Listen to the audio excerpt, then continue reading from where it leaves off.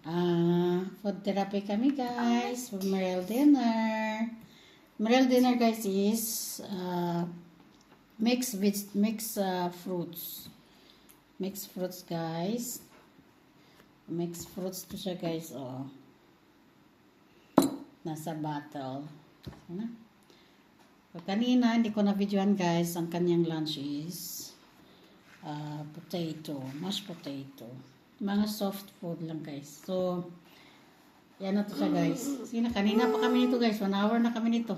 Hindi pa talaga siya nakaubos ng isang kutsara. 30 minutes na siguro. O almost 1 hour na.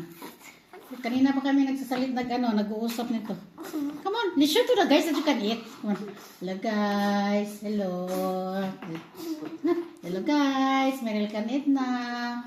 Kailangan natin ito siyang pilitin guys. Para. Oh, look, dirty na yung ano mo. Dirty na yung shoulder mo. Come on.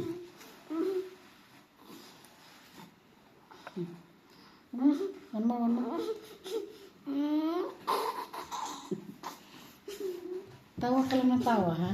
One more lang. Ganyan kami, guys. Oh, pilit. Sino nagsabi dyan, guys, nga? Piliton? Oh, ganyan, pilitay. Kanina pa kami dyan, guys, nag-uusap. Kaysa baka naman sabihin nyo, hindi ko kinakausap. Sus! Usap lang, hindi niya hamak sa amin, guys. Usap. Sobrang usap na, guys. You need to eat. Nangga.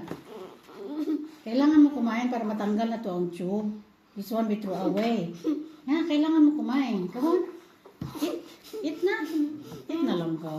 Please. Eat na. Eat na. Tingnan mo. Ano na talaga. So, bawal kasi guys sa therapist, hindi to nila ginaganito, hindi nila pinipilit. Pag ganyan ayaw na ngumanga, binibigyan na lang nila ng pagkain at pinapalaro. Sa akin talaga, sinusubukan ko talaga sa kanya lagay sa kanyang bunganga. Tingnan mo, nagkaano talaga siya. Hindi ka talaga makapalapit ng kutsara sa kanyang bunganga. As in, magpipilitan kaming dalawa. Open the mouth. Open the mouth.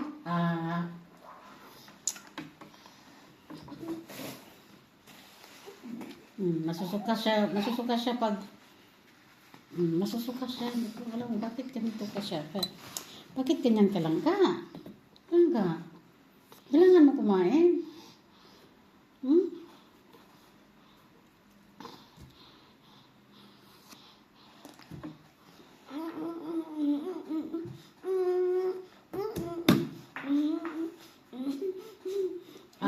Open your mouth.